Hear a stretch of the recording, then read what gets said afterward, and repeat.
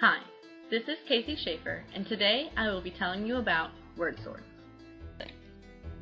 Word sorts are effective for students who struggle identifying the specifics about a word. Its purpose is to help students focus on conceptual and phonological features of words and identifying recurring patterns. Let me explain this a little more. Students use word sorts to examine and categorize words.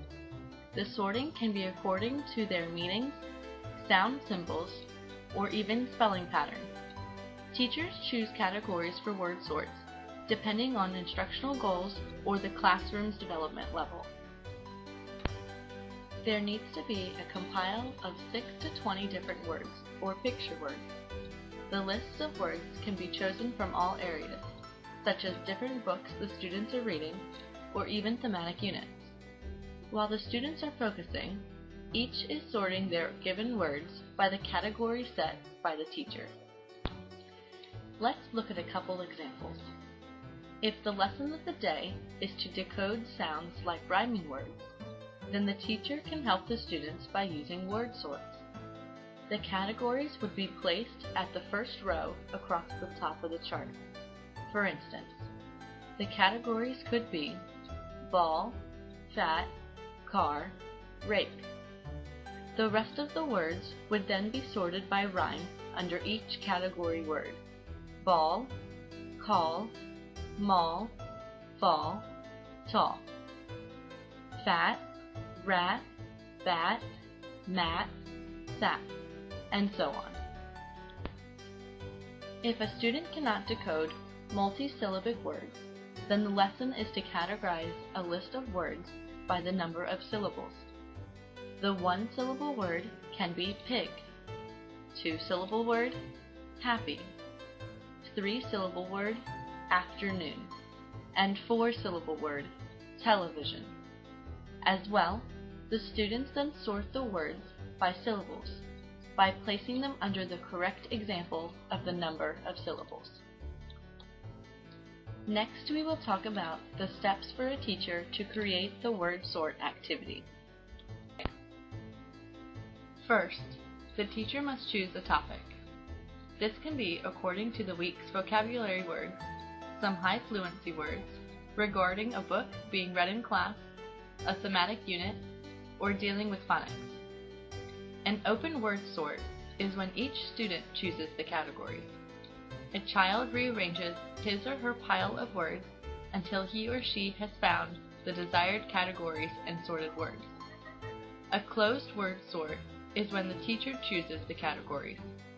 This allows the teacher to appropriate the focus of the activity. The second step for creating a word sort is to compile a list of words.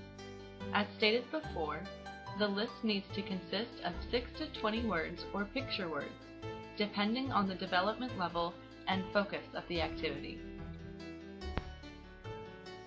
Third, the teacher must introduce the sorting activity.